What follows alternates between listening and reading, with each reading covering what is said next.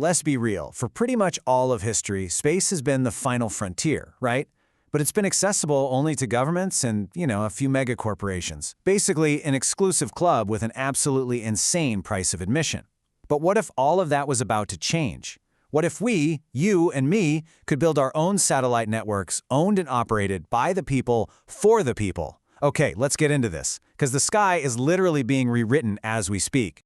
So to really get why this is such a huge deal, we first need to understand how things have worked up until now. The whole satellite industry for decades was built on a model of, total centralization and scarcity. It created a system that was incredibly powerful for sure, but also incredibly closed off to almost everyone. I mean, it's a fair question, right? You'd think with literally thousands of satellites whizzing around the Earth, getting a quick snapshot of, say, your local farm or monitoring a coastline would be pretty easy and affordable. But no, for the longest time, the reality has been the complete and total opposite. So what's really going on here? Well, this slide just breaks it down perfectly. For years, if you wanted to buy satellite imagery, it was basically sold like high-end real estate, by the square kilometer. And just look at these numbers for the really good high-resolution stuff. If you wanted a fresh image from a major player like Maxar or Airbus, you were shelling out over $32 per square kilometer. And you couldn't just buy one. No, you had to commit to a minimum order. We're talking 25 or even 100 square kilometers.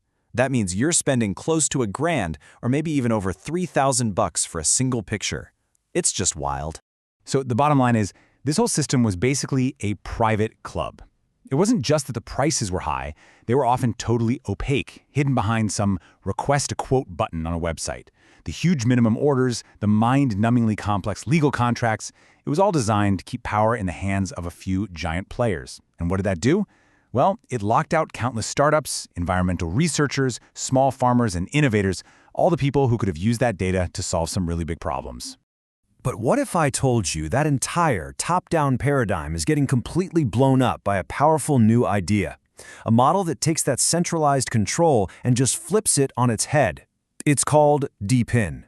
DePIN. It stands for Decentralized Physical Infrastructure Network. Now, at its core, the idea is actually pretty simple, but it's totally revolutionary. Think of it like this. It's crowdsourcing for physical hardware. So instead of one company spending billions of dollars to build a network, DePINs use cryptocurrency tokens as a reward to get thousands, even millions of people all over the world to contribute their own pieces of hardware. And together, they build a network that's more resilient, way more affordable, and frankly, more powerful than any single company could ever hope to create on its own. And look, this isn't just some crazy theory, and it's not just for space either. This is a massive movement that's already happening, right now, on the ground. You've got projects like Helium building out community-owned 5G networks. You have Hivemapper creating this incredibly detailed global map using dashcams from regular drivers like you and me. People are sharing their spare hard drive space, their computer's processing power, even the extra energy their solar panels generate. It's all about turning idle, unused resources into active, productive networks. So you might be asking, okay, how in the world do these networks grow so incredibly fast? Well, the secret sauce is this powerful, self-reinforcing loop. Let's call it the crypto-economic flywheel. Okay, stick with me here, because this is the engine that powers this whole thing. It all starts with step 1, incentivize.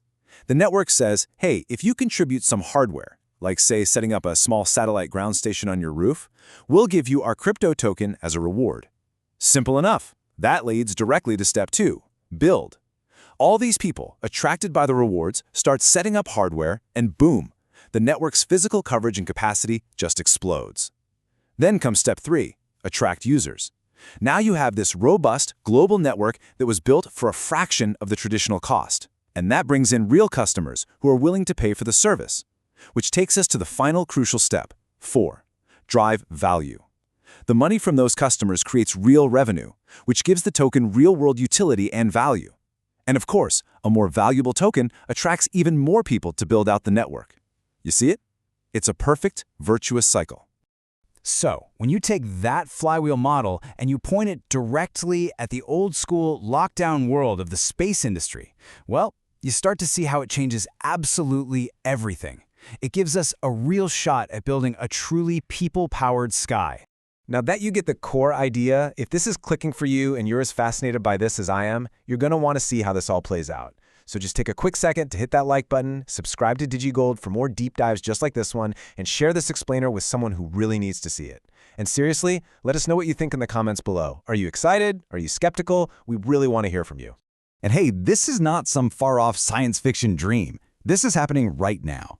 There are several amazing projects already in orbit, turning this exact vision into a reality. Let's look at two of the most exciting ones leading the charge.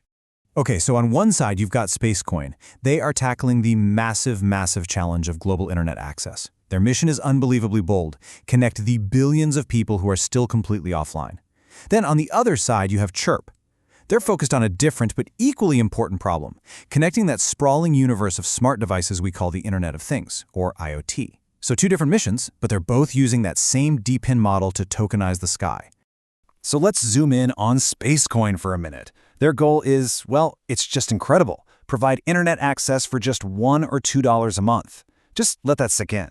To pull this off, they're building a whole constellation of satellites with what they call a no-kill switch design. That means no single government, no single corporation can just decide to censor it or shut it down. And the best part? You don't have to take their word for it. They use a clever system called proof of orbit. Anyone can go to the open-source SataaS network online and track their satellites in real time. It's not about trust, it's about verifiable proof. On top of that, they've partnered up with a stablecoin project so people can make payments easily, even if they don't have a bank account. And this is not just some plan on a whiteboard. Check this out. This is a real message, like a digital postcard that was broadcast from their CTC-0 satellite as it was orbiting the Earth. I mean, come on. That's a powerful statement. It makes this whole thing feel so real, so tangible.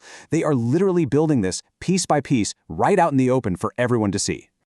Okay, so now let's switch gears to Chirp. This one number just blew me away when I saw it: 33. That's how many countries already have active, community-owned Blackbird gateways up and running. This isn't some future roadmap. This is a global, decentralized hardware network that exists today, right now. So Chirp's hardware is this little device called the Blackbird. It's about the size of a bread box and uses hardly any power. But its real genius is its versatility. It's like a universal translator for smart devices. It supports all these different communication standards. The secret sauce, though, is the satellite backhaul. This means a Chirp gateway can provide connectivity literally anywhere on Earth, even hundreds of miles from the nearest cell tower. It's a total game changer for things like their partnership with PowerPod, where they're providing the data link for a whole network of decentralized EV chargers in really remote spots. Okay, so let's pull back for a second. When you put all these pieces together, you've got the old, broken legacy model, you've got this incredible new crypto-economic engine, and you've got real-world projects like Spacecoin and Chirp actually putting it all to work. You start to see the outline of a radically different future taking shape. And this right here is the key takeaway. This is the bottom line. We are witnessing a once-in-a-generation shift. The entire economics of space are being rewritten before our eyes. Access to satellites is moving from this closed-off, high-cost service for an elite few to a wide-open, transparent, and dynamic marketplace where pretty much anyone can play. And the ripple effects of this are just huge. I mean, think about it. This is about democratizing access, giving the same powerful tools that were once only for spy agencies to small startups and individual developers. It's about building communication networks that are way more resilient, that can't be easily shut down during a natural disaster or by a government. It's about creating entirely new economies, a transparent marketplace for everything from climate data to navigation signals. And maybe, just maybe the most important thing, it's about real digital and financial inclusion, connecting those 2.6 billion offline people not just to the internet, but directly to the global digital economy. So, as we watch this whole revolution unfold above our heads, it really leaves us with one last fascinating question. First, they use this model to tokenize information with things like Bitcoin. Now, they're tokenizing the sky. What essential piece of our physical world is going to be unlocked by the DePIN model next?